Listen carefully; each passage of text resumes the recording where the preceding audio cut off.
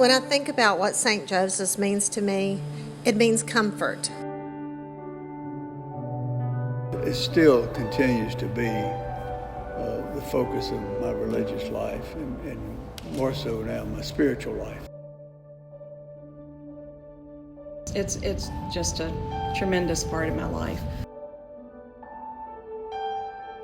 When I think about St. Joseph, I think about home.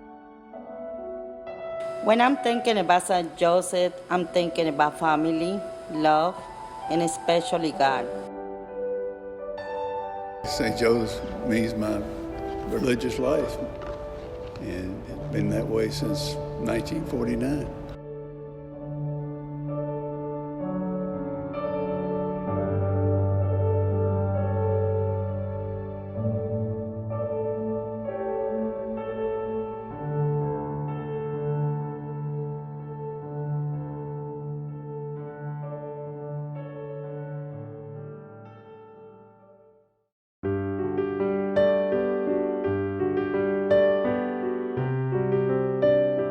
In the 1940s, the Broadmoor area began to transform rapidly, from cotton fields to a neighborhood full of 2- and 3-bedroom homes. Like many cities, Shreveport was experiencing a post-World War II growth, and Broadmoor was the center of that expansion. The Diocese of Alexandria took that opportunity to expand inside the city limits of Shreveport, and there was no better place for that expansion than the heart of the Broadmoor neighborhood. In February of 1949, the diocese purchased 3.5 acres on the corner of Patton and Anniston and established St. Joseph Parish. Bishop Charles Greco chose Father Joseph Grimian to start this new mission. At the time, neither of them could have imagined what lay ahead. Because there was no building for those first months, this handful of faithful pioneer parishioners held their first Mass in the Broadmoor Theater. Finance and building committees were established, and by July of that same year, the young families of this new parish, along with their beloved Father Joe, broke ground for construction. We had 2 masses there, 9:30, 11 o'clock in the morning, and in that way began organizing our parish. During that first year, we put up a building which is still used as the church, and then within a year or 2 began the school. One of the things about the church at the beginning is that it was very plain. It was nothing. It was not a showcase at all, but it was supposed to. I think it was supposed to be that way to show that those were not the important parts of what we were about. That we were more about reaching out in the community. What none of those present on July 13, 1949 knew was that they were building more than a church. They were laying a foundation of a very special place, a parish that would change the way Catholics in Shreveport lived their faith. A church that would build their lives around serving each other and the world.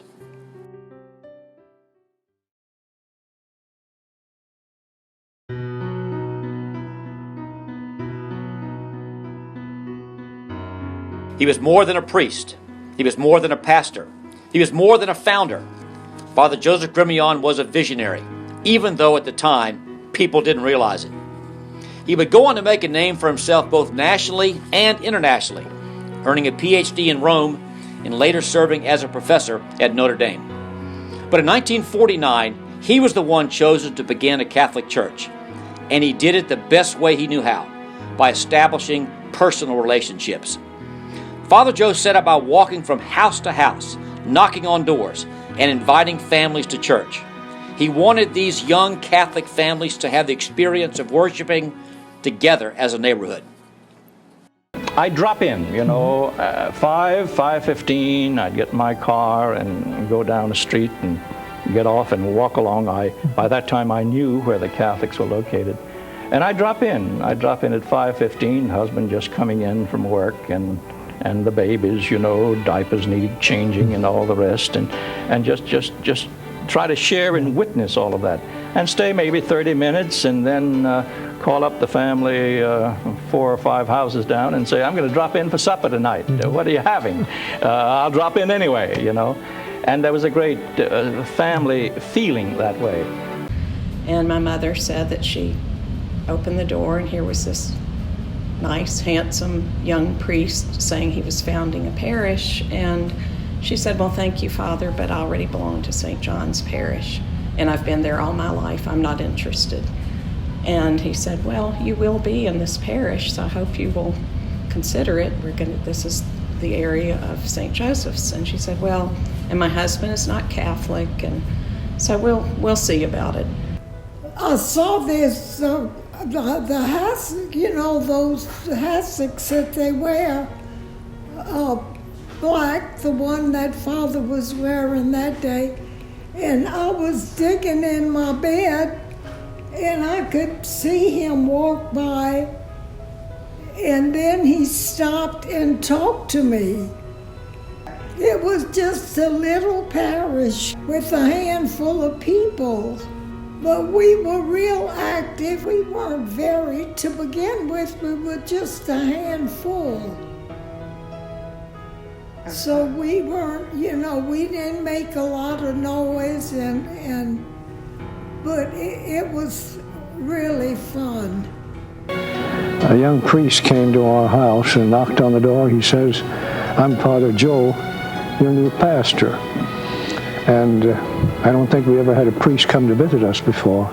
I almost forgot to invite him in. But that was the beginning of our life at St. Joseph's. I think that's why Father Joe went door to door like that, because he wanted to build that community, neighbors. He wanted it to seem like a neighborhood. A humble priest who firmly believed in Catholic education, Father Joe even served as the bus driver every day, taking the neighborhood children to St. John's before the school at St. Joseph was open. People gravitated to him. He was one of those kind of Piperish kind of pastors that he could walk down the street and gather a crowd. He did a lot of things to just make it a neighborhood church and a neighborhood parish, and that was neat. We had our own identity and began to build that identity with him over the next 60, 70 years. Father Joe wanted to do more than bring people together. Both at St. Joseph and throughout his life, he remained dedicated to equipping his congregation to live their faith. He began inviting parishioners and others in the community to attend soirees, but these were no ordinary social occasions. And they would go there on Sunday nights, and I would hear about those soirees, and it was the way Father Joe, I think, was building the community. These were times when they would get together and talk. They would have interesting speakers, and there was always this sense of building community and also outreach to the community. That's what our parish was, from what I understood, founded on. Father Joe was putting forth ideas that many people had never even thought about. That's one aspect that Father Joe Grimian brought to the parish. His intellect was such as that he really knew how to reach out, not just to St. Joseph, not just to the United States, but the whole world. He brought the world to us. And then the soirees, I wasn't sure what they were all about, so I went to one of them. My folks said, you may not understand what they're going to be talking about, but I can remember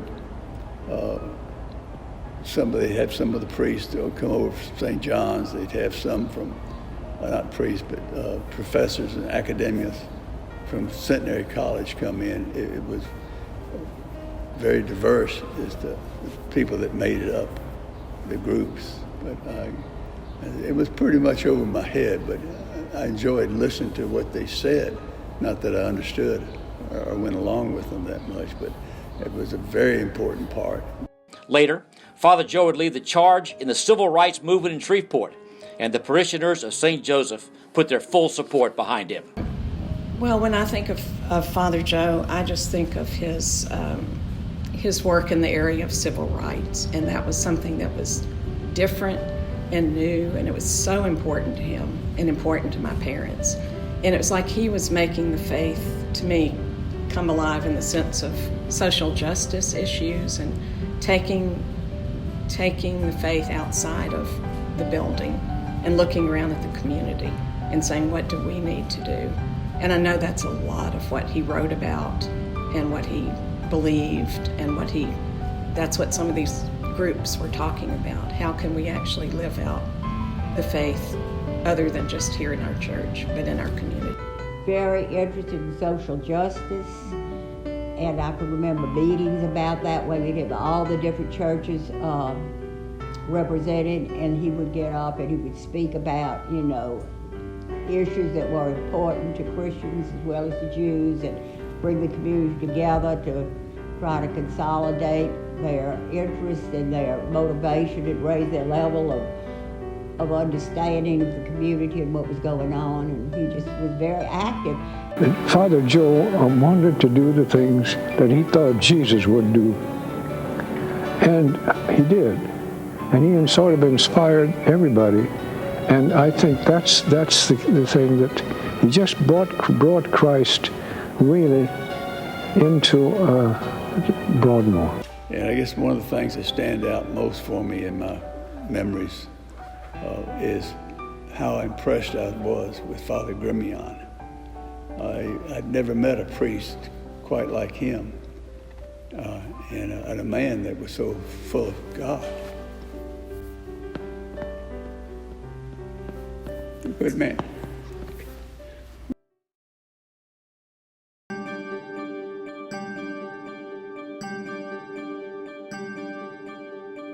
In 1958, Bishop Greco assigned Father Marvin Bordelon to take over as pastor of St. Joseph. Under his leadership, the church grew both in faith and in outreach. His passion was to see the church live with open arms, offering the very heart of Jesus to a broken world. Well, he just was very loyal, and he was he was always there for people when they needed him, and he was always available. He was very available to his parishioners, I know that. Father Bordelon definitely encouraged the parish to reach out beyond just Shreveport, and even in as far as ideologically, be open to other religions particularly, and that's what I remember most about him. In the post-Vatican II era, Father Bordelon sought to bring the church to the world through a nationally attended event called the Mission of Openness. Father Bordelon said of this mission, "If the world today is to meet the open church, the meeting will occur through Catholics who have caught the spirit of the church, who are full of welcome, positive, fearless, receptive. Then the world will have met and recognized its Lord and found itself at home in his open heart." There was not that much, in my opinion, in my memory, as to people flocking to the church, but we were the first parish in the southern part, other than over at St. Catherine's.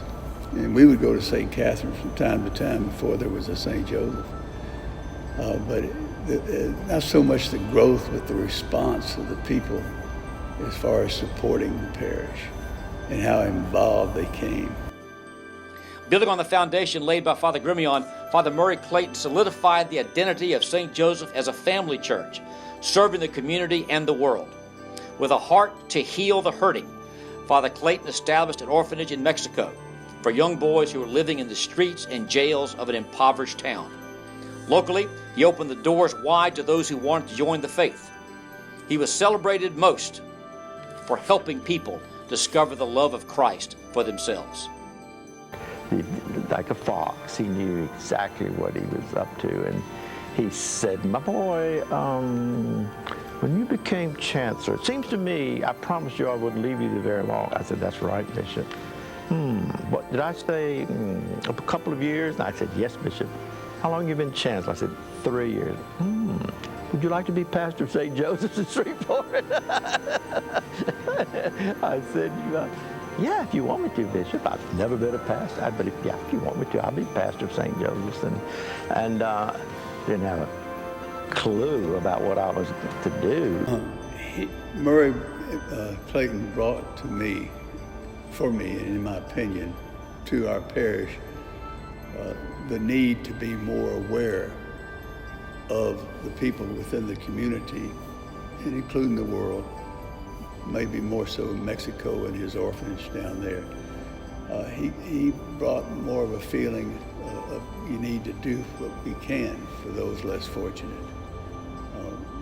You here at St. Joseph are fortunate indeed, but we need to share more and reach out, and not just in material things, but it's his example that he would do for those that individuals that would come up from Mexico.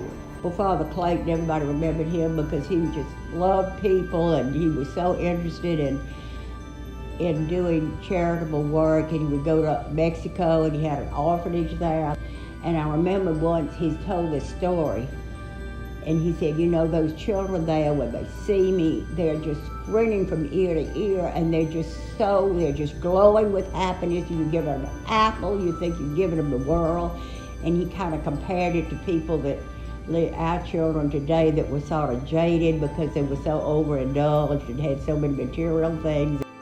People were his passion, and that infectious zeal inspired hundreds of lay people within St. Joseph to discover the joy of doing their part to touch the lives of others. That's been the big backbone of this parish, has been the participation of very well qualified and I think very dedicated, holy lay people. That's what's made St. Joseph. Very holy, good, dedicated people. They love this parish. He had a tremendous effect on the parish as far as realizing responsibility to reach out and help other people. Bible studies, RCIA, circles, and other lay ministries blossomed and thrived at St. Joseph, and parishioners felt a true sense of ownership in the mission of the church. Father Clayton really brought everybody even closer together and really put a lot of the heart into the parish. He gave definition to what you'll hear me say several times, or other people say, our family of families. He was the one that brought all that together and had the heart. He made it beat. Of course, Father Clayton, because he's truly a giant among the priests of the diocese, but in a particular way here at St. Joseph's, because he kind of gave himself completely and totally to the people here. And he also called the people out of themselves to give back and to give more.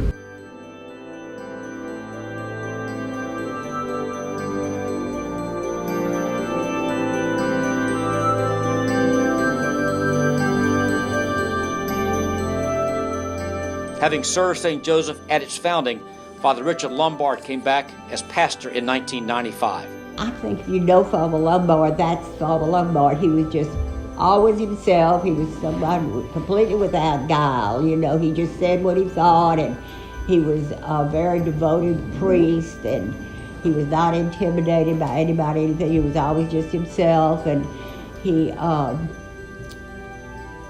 was just so faithful. Known for his warmth and frugality, Father Lombard positioned St. Joseph perfectly for its next phase of growth. He was the financial genius behind it. He took us from being pretty well a broke parish to paying off a debt on the newest school building, Grimian Hall. And whenever he left, there was close to $1 million in the bank. When Father Peter Mangum arrived as pastor in 1999, his youth and zeal for the faith encouraged parishioners to expand their vision. His renovations of the church inspired parishioners and visitors alike to appreciate the beauty of our faith. And then once you got into the place and the Mass started, where we had Father Lombard as our associate and Father Peter as our pastor, and they were both just such amazing homilists, such amazing pastors, and there was just a warmth and a love here that was unparalleled. And he's very good at everything he does. He does everything so well. He's very intelligent, and I think that appeals to people, that he has worked so hard. Whatever he does, he just gives. He doesn't walk the extra mile, he walks the extra 10 miles. A visionary himself, Father Peter empowered the parish to establish a 20-year plan to help ensure that the parish would continue to grow in faith and service with excellence. Along came Father Peter, and young and energetic, and was able to rally the parish behind him. And our 2020, Vision 2020, that he undertook, and we looked at all the things we wanted to do and really mapped out the next 20 years for the parish. This was like 2000, 2001, mapped out everything for the parish. So he started the ball rolling on our whole growth. When Father Carl Diggle arrived, he brought not only the oversight of the completion of the renovations, but also brought an easygoing nature and relatability that made him a favorite among young parishioners who were growing in their faith. But he was very much encouraging in those areas of ministry. If you wanted to try something new, for instance, he brought acts to the parish. He was open to a lot of different styles of activity. He impressed me as someone that liked telling people about why he became a priest, and he seemed to love being a priest, and he liked to tell people about his vocation, and that's always inspiring, you know, to know that someone wants to give their whole life to God that way.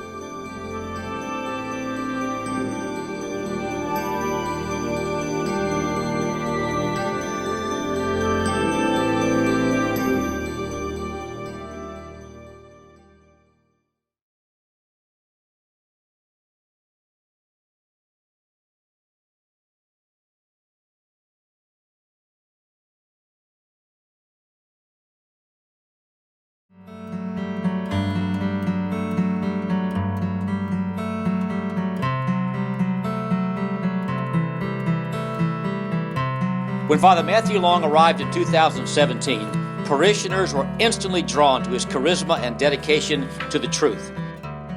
An impassioned homilist, Father Long quickly became the source of a rekindled hope for parishioners, and lay ministries that had fallen by the wayside began to take on new life. He will go down in the history of St. Joseph as a very active, moving, shaking pastor, as a pastor that did things, that accomplished things, that moved the parish into new directions. Under Father Long, parishioners of St. Joseph have taken the reins of ownership again and have begun to seek places where God has called them to serve. They have become a congregation of vision and purpose, just like those early founders. I remember walking into the church, because I never really felt like the renovated St. Joseph was my St. Joseph's. My St. Joseph's was brown and orange and with the Christ wall. But I walked in that day and I just kind of said to myself, I literally said it to myself out loud in the sanctuary, I can't believe I'm the pastor of St. Joseph. It was like a dream come true, because what you don't realize is that whenever you dream about being a priest, and where I dreamed about being a priest was in this church, whenever you dream about being a priest, you imagine yourself being a priest in the place where you're dreaming. And for me, that dream was here. And then to return here as its pastor, it truly was the fulfillment of my dreams, to be the pastor of St. Joseph's Church. It will go down as one of the great pastorships of St. Joseph, and I think he will continue to see it grow. For 70 years, St. Joseph has remained committed to growing in faith and serving the community. With the guidance of his dedicated pastors and the tireless efforts of his faithful parishioners, the church embraces new generations of seminarians and priests to continue that legacy. I was just telling someone today how blessed I feel to be here. Because not only is this parish beautiful, not only is this parish big, not only is this parish connected to a school, but the people here are loving. The people here have welcomed me. I've never felt for a moment that I wasn't at home. And that's not how it is everywhere. St. Joseph is wonderful. There's just no other parish like it in the diocese, where I walk in and you immediately feel like everybody is excited to see you. Everybody's happy that you're there. Everybody wants to get to know you, because this is a family church, and that's how it's always been. On those evenings in 1949, when Father Joe went from house to house, inviting young families to be a part of something new in Broadmoor, no one envisioned that this small group of dedicated founders were establishing the largest parish in the diocese. The glory of St. Joseph, however, lies not in its size, but in the fact that after 70 years, it is still carrying out the mission of Father Joseph Grimian. St. Joseph remains a family of families, a community that, in spite of obstacles and hardships, continues to be the place where people live their faith. That although we are large and have many people who come here, at the end of the day, we are still a small church that truly cares about its members. And I think that's one of the great blessings of it. It's just a tremendous part of my life. I was, as I looked up later, the 5th person to be baptized at St. Joseph's Parish. So I have seen the church, the parish, grow from something small to the size it is today. But the thread to me is the families that I still see there that I grew up with. As far as my father, he would have said, hey, I'm glad I was part of it for sure, and initially. My father died in 1967 at age 63, so he felt that he left some, not just some work, but some accomplishments. But he would feel, hey, this is what I was hoping for.